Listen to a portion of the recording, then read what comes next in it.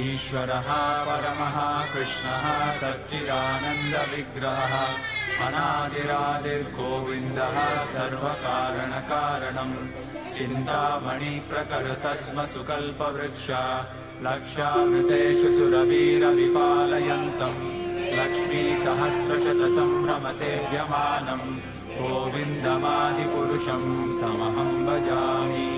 वेणुं त्वनन्तमरविन्ददलायताक्षं बर्हावतं समसिताम्बुरसुन्दराङ्गं कन्दर्पकोटिकमनीयविशेषशोभं गोविन्दमादिपुरुषं तमहं भजामि। आलोलचन्द्रकलसद्वनमाल्यवंशी रत्नाङ्गदं प्रणयकेलिकलाविलासं श्यामं त्रिभङ्गललितं नियतप्रकाशं गोविन्दमादिपुरुषं तमहं भजामि। अङ्गानि यस्य सकलेन्द्रियवृत्तिमन्ति पश्यन्ति पान्ति कलयन्ति चिरं जगन्ति आनन्दचिन्मयसदुज्ज्वलविग्रहस्य गोविन्दमादिपुरुषं तमहं भजामि। अद्वैतमच्युतमनादिमनन्तरूपम् आद्यं पुराणपुरुषं नवयौवनं च वेदेषु दुर्लभमदुर्लभमात्मभक्तौ गोविन्दमादिपुरुषं तमहं भजामि।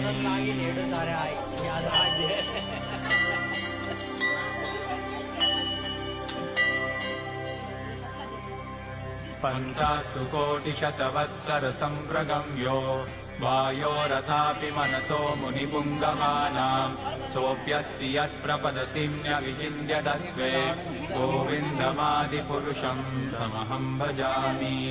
एकोऽप्यसौ रचयितुं जगदण्डकोटिं यच्छक्तिरस्ति जगदण्डचयायदन्तः अण्डान्तरस्थपरमाणुचयान्तरस्थं गोविन्दमादिपुरुषं तमहं भजामि। यद्भावभावितधियो मनुजास्तथैव सम्प्राप्य रूपमहिमासनयानभूषाः सूक्तैर्यमेव निगमप्रतितैस्तुवन्ति गोविन्दमादिपुरुषं तमहं भजामि। आनन्दचिन्मयरसप्रतिभाविताभिः ताभिर्य एव निजरूपतया कलाभिः गोलोक एव निवसत्यखिलात्मभूतो गोविन्दमादिपुरुषं तमहं भजामि। प्रेमाञ्जनच्चुरितभक्तिविलोचनेन सन्तः सदैव हृदयेषु विलोकयन्ति यं श्यामसुन्दरमचिन्त्य गुणस्वरूपं गोविन्दमादिपुरुषं तमहं भजामि।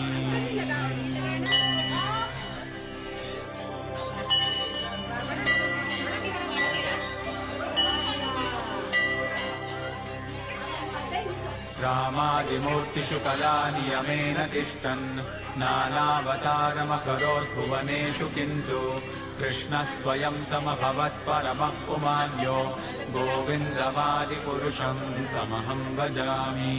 यस्य प्रभा प्रभवतो जगदण्डकोटि कोटिष्वशेषवसुधादिविभूतिभिन्नं तद्ब्रह्मनिष्कलमनन्तमशेषभूतं गोविन्दमादिपुरुषं तमहं भजामि। माया हि यस्य जगदण्डशतानि सूते त्रैगुण्यतद्विषयवेदवितायमाना सत्त्वाबलं विपरसत्त्वं विशुद्धसत्त्वं गोविन्दमादिपुरुषं तमहं भजामि। आनन्दचिन्मयरसात्मतया मनस्सु यः प्राणिनां प्रतिफलं स्मरतामुपेत्य लीलायितेन भुवनानि जयत्यजस्रं गोविन्दमादिपुरुषं तमहं भजामि। गोलोकनाम्नि निजधाम्नि तले च तस्य देवी महेश हरिधामसुतेषु तेषु ते प्रभावनिचया विहिताश्च येन गोविन्दमादिपुरुषं तमहं भजामि।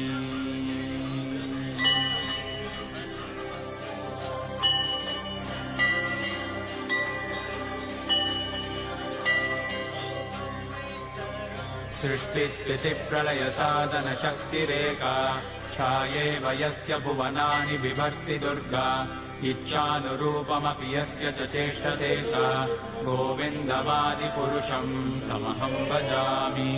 क्षीरं यथादधिविकारविशेषयोगात् सञ्जायते न हि ततः पृथगस्ति हेतोः यः शम्भुतामपि तथा समुपैति कार्यात् गोविन्दमादिपुरुषं तमहं भजामि दीपाच्चिदेव हि दशान्तरमभ्युपेत्य दीपायते विवृतहेतुसमानधर्मा यस्ताकृतेव हि च विष्णुतया विभाति गोविन्दमादिपुरुषं तमहं भजामि यः कारणान्नवजले भजति स्म योगा निद्रामनन्तजगदण्डसरोमकूपः आधारशक्तिमवलम्ब्य परां स्वमूर्तिम् गोविन्दमादिपुरुषं तमहं भजामि यस्यैकनिश्वसितकालमतावलम्ब्य जीवन्ति लोमविलजा जगदण्डनाथाः विष्णुर्महांसैह यस्य कलाविशेषो गोविन्दमादिपुरुषं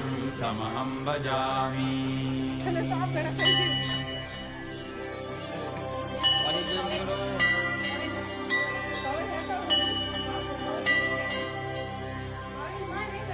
भास्वान् यथाश्मशकलेषु निजेषु तेजः स्वीयं कियत् प्रकटयत्यपि तद्वदत्र ब्रह्माय एष जगदण्डविधानकर्ता गोविन्दमादिपुरुषं तमहं भजामि।